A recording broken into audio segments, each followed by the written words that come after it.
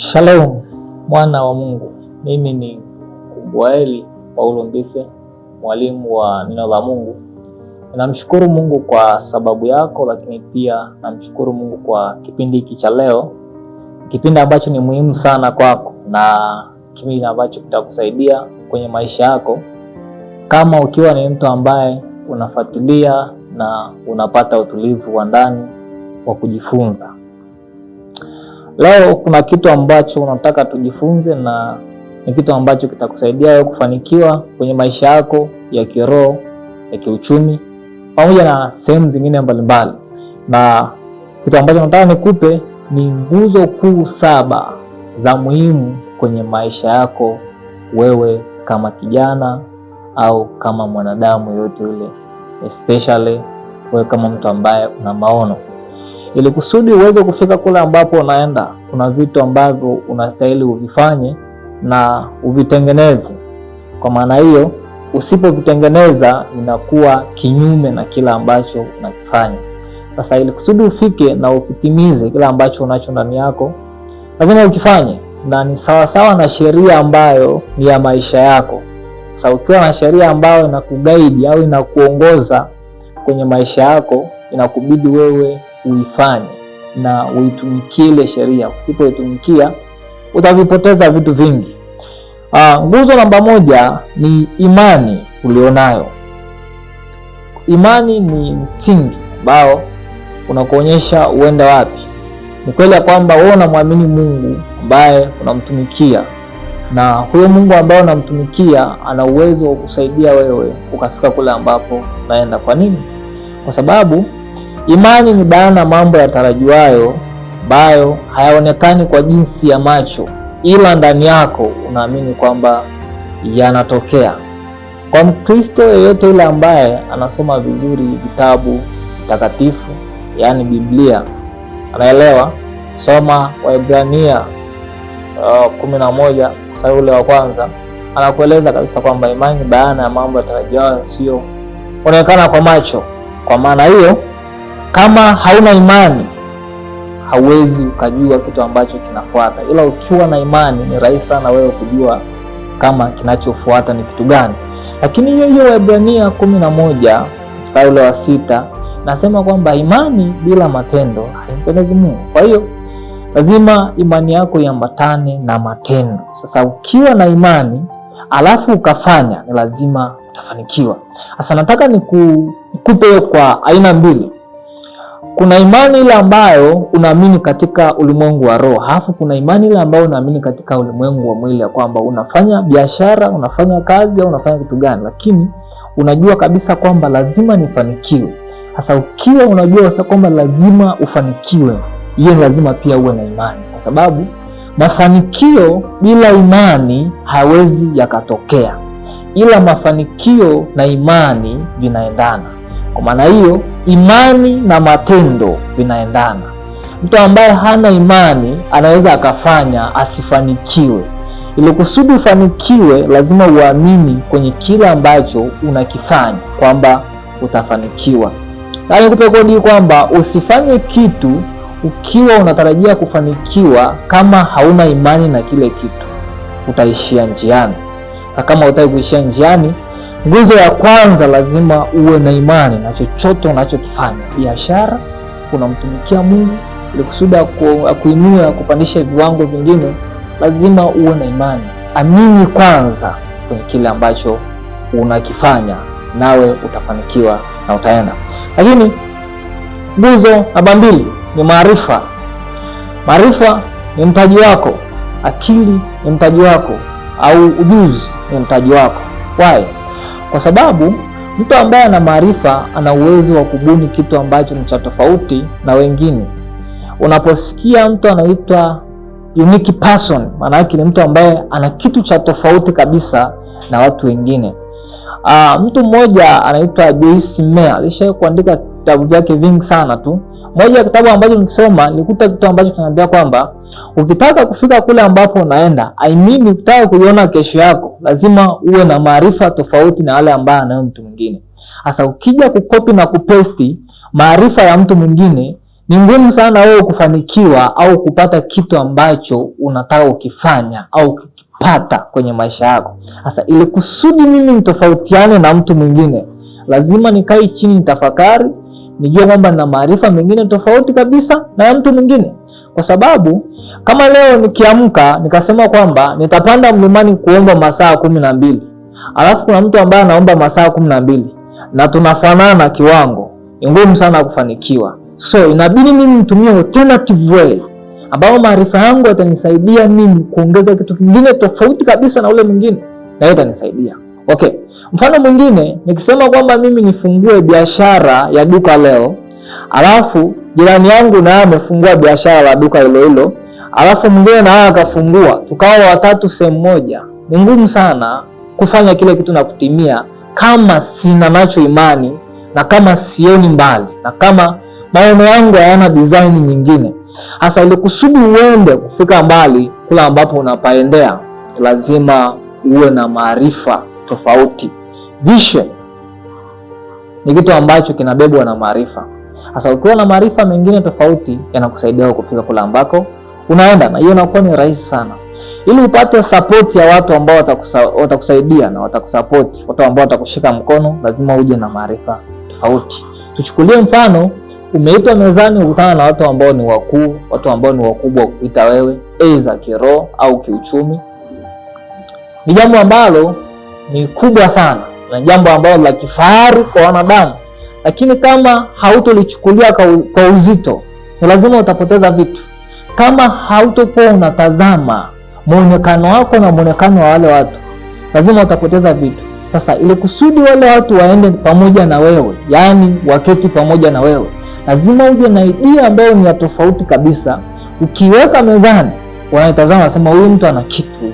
Sasa vile vile pia kwa Mungu, lazima uone na kitu ambacho ni unique, kitu ambacho kitakusaidia wewe, maarifa ambayo ni ya tofauti kabisa na watu wengine. Sasa hayo maarifa ndio ambayo yatakusaidia wewe Mungu kupandisha au kupeleka viwango ambavyo unavitamani kila siku.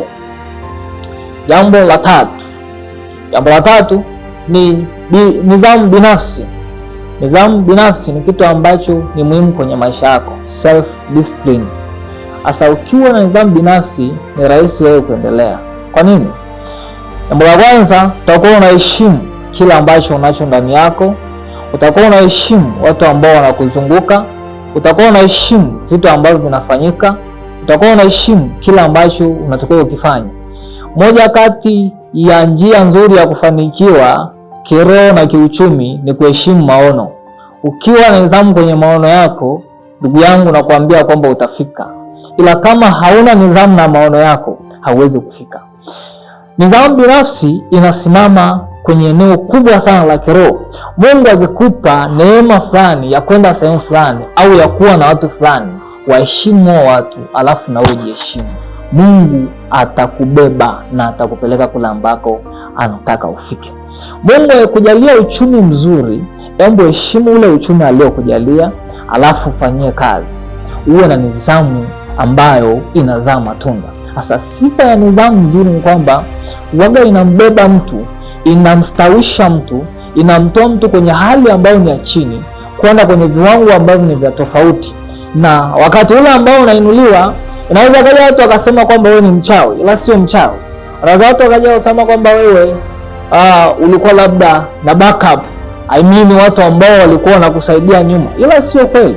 Lakini ulikuwa na nidhamu, unapata kidogo na kitunza. Kila ambacho unacho kidogo kutunza leo, ujue kwamba ujana wako au maisha yako hayatakuwa ya kawaida, ila utakuwa mtu ambaye ni tofauti, ambaye anaenenda kwa mwenendo tofauti na vijana wengine. Changamoto ambayo inatukumba sana vijana wengi sasa hivi ni kwamba hatuna nidhamu na kila ambacho tunacho. Tunakidharau kila ambacho kidogo tulicho nacho.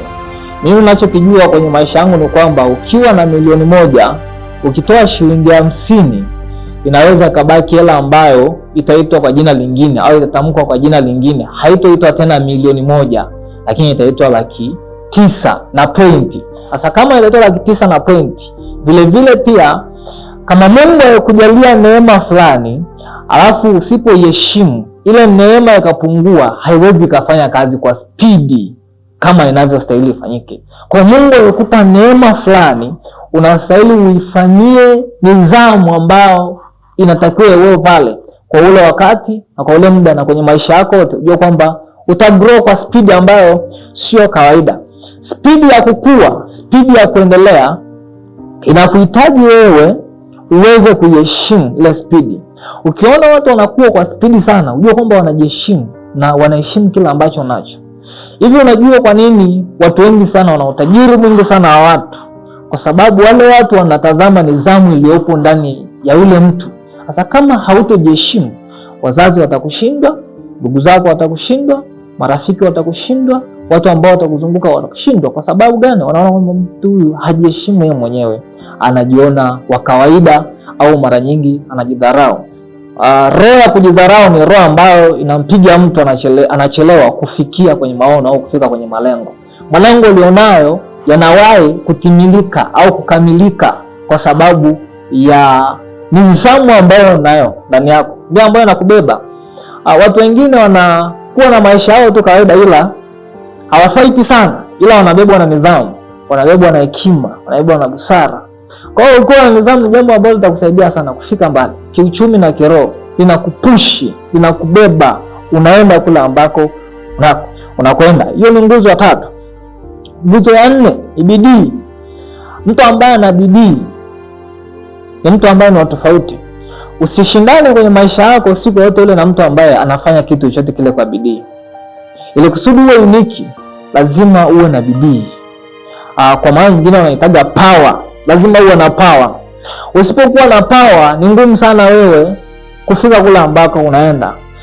Ili kusudi uweze kufikia malengo unayoendea, fanya kazi yako kwa bidii, fanya vitu vyako kwa bidii. Moja kati ya vitu ambavyo vimesisitizwa sana kwenye maandiko matakatifu kwa vijana ni kwamba vijana tunayo nguvu, na hiyo nguvu inatusaidia sisi kufanya vitu tofauti tofauti. Kiroho inatusaidia sisi kumpinga sana shetani, na shetani ni adui yetu, kwa hiyo tunakaa naye mbali, tunampinga. Lakini ukija kwenye hali ya kawaida au hali ya uchumi, ukiwa na nguvu kama kijana, ni rahisi sana kufanya vitu vingi. First, wewe nguvu yako ni fursa kwa watu wengine, na nguvu yako inasaidia watu wengine kuendelea. Sasa kama hautakuwa na concentration na nguvu yako, maana yake hautakuwa pia na concentration na maono. Nguvu ambayo unayo leo inaweza kusaidia kufanya kazi ambayo mzee wa miaka 60 hawezi kuifanya. Kwa nini? Kwa sababu mwili wako bado unaruhusu. Sasa kama ukiwa wewe ni kijana, haujitumi, haujishughulishi, unakaa kwenye hali ya kawaida, na kwa ni maisha ambayo ni magumu sana, na mwisho wa siku unaweza ukaja kulaumu wazazi, unaweza ukaja kulaumu ndugu kwamba hawakufunza, ila ulifunzwa. Sasa iko hivi, watu wanasema kwamba asiyefunzwa na mamaye afunzwa na ulimwengu. Sasa ikifikia sehemu ambayo unaona mambo yako hayaendi, na wewe ni kijana, ujue kwamba ulimwengu ushaanza kukufundisha, ulimwengu ushaanza kukuonyesha jinsi ambavyo unastahili kuishi. Sasa usitaki ulimwengu uje ukuonyeshe, lakini onyesha ulimwengu kwamba wewe una power ya kufanya kitu, una bidii, unajituma, unatafuta. Siku zote mtu ambaye anapambana na kutafuta hajawahi kukwama, na akikwama leo, kesho anainuka. Akidondoka anakutana na support ya watu, inamnyanyua. Mungu mwenyewe anasema kwamba atamnyanyua na kumfuta mavumbi. Kwa kama unapambana, Mungu anakunyanyua. Vipi kwa ambaye hapambani? Vipi kwa ambaye atafuti? Vipi kwa ambaye haoni kula anapoenda? Vipi kwa ambaye hajui anachokifanya na kitu gani? Ni kitu ambacho ni kigumu sana. Lakini nguzo namba 5 ni malengo, vision. Malengo, vision. Nilisha kuandika kitabu kimoja kinaitwa Kesho Yako. Sasa ili kusudi ujue malengo yako ni ya namna gani, ujue watu ambao unaambatana nao pia ni wa namna gani. Kuna watu ambao wanaweza wakaa kwenye maisha yako ila hawana support yote kwenye maisha yako au kwenye malengo yako. Let's say wewe ni fundi ujenzi, alafu wewe unakaa na walimu wa sekondari. Au ni watu wawili tofauti kabisa, kwa sababu mwalimu wa sekondari akitaka kujenga atakuita, lakini kama asipotaka, maana yake unakosa. Kwa hiyo inabidi utafute mafundi wenzako pia. Wale mafundi wanakusaidia wewe kupata kazi. Kwa mfano, wao wakiwa na kazi wanakuita unafanya kazi. Moja kati ya kitu ambacho kinawafanikisha sana watu wengi na kinawasaidia wanafikia maono ni pale ambako wanakuwa na support au na mzunguko wa watu ambao wanaenda kwenye ile njia ambao wanaendea. Epuka watu ambao unaishi nao alafu kwenye maisha yako sio walengwa wa maono yako. Tafuta walengwa wa maono yako. Ukiwatafuta walengwa wa maono yako, maana yake ni rahisi wewe kutimiza malengo yako. Maono unayo. Maandiko matakatifu yanaambia kwamba pasipo maono watu waacha kujizuia. Sasa kama una maono, maana yake unaweza ukafanya kitu chochote kile ambacho unajisikia ndani yako bila kuangalia kile ambacho unatakiwa ukifanye kwa ule muda. Kwa hiyo maono ni muhimu sana kwenye maisha yako. Huwezi kuwa kijana ambao unataka kufanikiwa, ambao unataka kutafutia kesho yako iwe bora kama huna maono. Sasa kijana ambaye ana akili ambazo zina sachi na zinafikiri vizuri, anajua kabisa kwamba yeye ni baba wa kesho. Ili kusudi uwe baba bora wa kesho au ili kusudi uwe mama bora wa kesho, inakubidi wewe kwenye ujana wako upambane sana. Biblia inanifundisha kwenye Mhubiri kwamba mkumbuke sana muumba wako siku zote za ujana wako. Kwa nini hajasema tumkumbuke sana muumba wetu siku zote za uzee wetu? Hapana, kwa sababu anajua kabisa kwamba ukishafika uzeeni ni mwendo wa kuota ndoto. Sasa kama ni mwendo wa kuota ndoto, inakubidi ukiwa kijana upambane, sije ukafika uzeeni ukaanza kulaumu au kusema ningalijua, ningalikuwa sasa hivi mimi nafika mbali. Unataka kujua vizuri, tafuta wazee sasa hivi, afukana na wazee. Kanaye piga naye story 1 2 3. Kama mzee asipokuambia kwamba pambana sana kwenye ujana wako, maana yake mzee kuna kitu ambacho bado hakijakaa vizuri. Ila mzee ambaye anajua sasa kwamba unastahili pambana, utasikia kuambia kwamba pambana sana kwenye ujana wako kwa sababu utafanikiwa. Ila ukifika uzeeni hakuna matokeo mengine. Uzeeni ni mwendo wa kwenda kuvuna. Unapanda sasa hivi kishakuwa kijana, lakini uzeeni unaenda kuvuna ambacho ulikipanda. Sasa kama unataka ukavune kitu ambacho ni kizuri, ndugu yangu, lazima upambane. Kama ni kupambana kumtafuta Mungu na maono na huduma, una maono na kule ambako unaenda, fight now. Pambana sasa hivi. Usikubali ukata tamaa. Mtu ambaye anakata tamaa, huyo mtu bado hana maono. Ila ukimwona mtu ambaye anadondoka na nyuka tena anaendelea na safari, ujue mtu ana maono na anaenda mbali.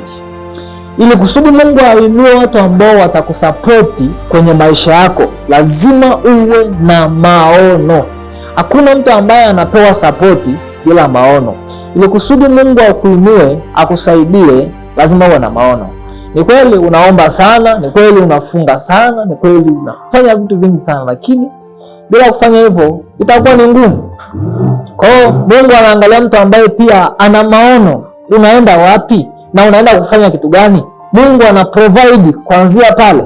Lakini kama huna maono, it is very very easy kupoteza au kujiuzi focus yako kule ambako unaenda. So, ili kusudi siwizi focus yako, lazima uwe na maono na uyawekee msingi mzuri.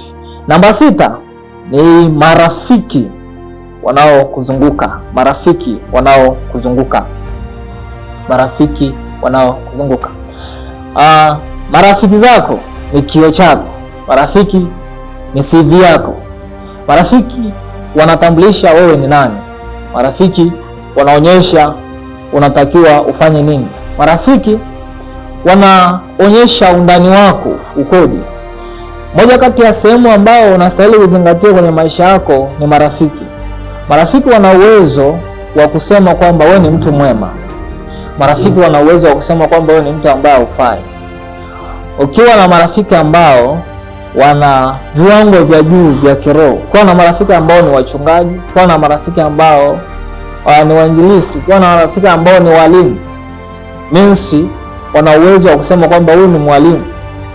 Lakini ukiwa na marafiki ambao pia ni wa viwango vya juu au wana nyadhifa mbalimbali kwenye serikali au wana madaraka mbalimbali kwenye serikali, wana uwezo wa kusema kwamba huyu ni rafiki yetu na wana uwezo wa kushika mkono ukaenda. Sasa katika eneo ambalo la muhimu sana Angalia maono yako, alafu angalia na marafiki ulionao kama vinaendana, na kama haviendani, badilika mapema, badilisha mtazamo, rudi tafuta watu ambao wanaenda na maono ulionayo, kwa sababu ni watu ambao watakusaidia wewe kufikia maono yako. Kwa hiyo utajiri wako upo kwenye marafiki ulionao. Marafiki ulionao kama wakiwa na marafiki ambao ni wabaya, watu ambao wana makundi mabaya, watu ambao wana mienendo ya ajabu, watu ambao wana tabia mbaya, ujue kwamba automatically na wewe utakuwa na tabia kama zile. Kwa nini? Kwa sababu muda wote mnakuwa pamoja, muda wote mnaongea pamoja, muda wote mnashiriki vitu mbalimbali kwa pamoja. So, ninachokushauri ni kitu kimoja, kwamba marafiki zako wanastahili watu ambao ni wa muhimu na watu ambao wana maono kama ya kwako. Lakini maono yasiwe ni yale maono ambayo ni ya chini, hapana. Tazama mbali, usitazame hapa. Ukitazama hapa utaishia njiani. Uwe mtu ambao unatazama mbali. Sasa ukitazama mbali, ujue kwamba directly lazima utakuwa unavuna vitu ambavyo ni vya mbali. Usimzuie mtu ambaye ana marafiki sahihi afu ana maono sahihi. Huyo mtu ukipambana naye hauwezi kumshinda hata siku moja. Yaani hata uweje. Kama unataka kujaribu kajaribu, ila ukipambana na mtu ambaye ana maono na ana marafiki sahihi, ni ngumu sana kumshinda. Nguzo namba 7 na ya mwisho ni time, muda. Jua kwamba ni muda gani unastahili ufanye jambo gani. Jua kwamba ni majira gani unastahili utimize kitu gani. Jua kwamba ni wakati gani ambao unatakiwa uperform kwenye eneo lipi, na ni kwa nini unaperform kile kitu, na hicho kitu kina umuhimu gani kwenye maisha yako. Ni vitu ambavyo ni vya muhimu sana. Ila kama usipojua kwamba muda wako unatakiwa ufanye nini, utashindwa kutimiza maono yako au kukamilisha ndoto za maisha yako. Wewe ni kijana, unategemewa na watu wengi. Wewe ni kijana, familia inakutegemea, marafiki wanakutegemea, ndugu wanakutegemea. Watu wengi sana wanakuzunguka na kutegemea, kwa sababu wanaona power ndani yako na wanaona kwamba unaweza. Sasa kama usipomanage muda wako, usipozingatia muda wako, ni ngumu sana wewe kutimiza ndoto zako. Unapoona matajiri, unapoona watu wamekuwa kiroho, wale watu wamezingatia sana na wameangalia sana muda. Hawajawahi kupoteza muda. Kila ambapo walikuwa wanapoteza muda, wanatafuta replacement. Wana replace ule muda, wanaweka pale. Kwa sababu wanajua sasa kwamba wasipo invest sana kwenye muda, hawezi wakafanikiwa. Sasa siri moja ambayo ni kubwa sana ya kukua, lazima uwe timekeeper wa maisha yako. Usipokuwa timekeeper wa maisha yako, hauwezi ukawa timekeeper wa maendeleo hata siku moja. Utasikia tu kwa wengine. Hauwezi ukakua kiroho, hauwezi ukaongezeka kama usipokuwa timekeeper wa vision ulionayo. Kwa hiyo lazima uwe ni mtu ambaye wa kutunza sana muda wako. Muda wako ni muhimu kwa sababu umeshikilia mafanikio yako na umeshikilia maisha yako. Hii ni ya muhimu sana. Nguzo kuu 7 za muhimu kwenye maisha ya kijana, lakini maisha ya binadamu yetu ile ni muhimu sana, kwa sababu za kusaidia wewe kutimiza. Haya yafuatilie kila siku na yatakusaidia. Mungu akubariki, Mungu akutunze. Tukutane kipindi kijacho. Asante.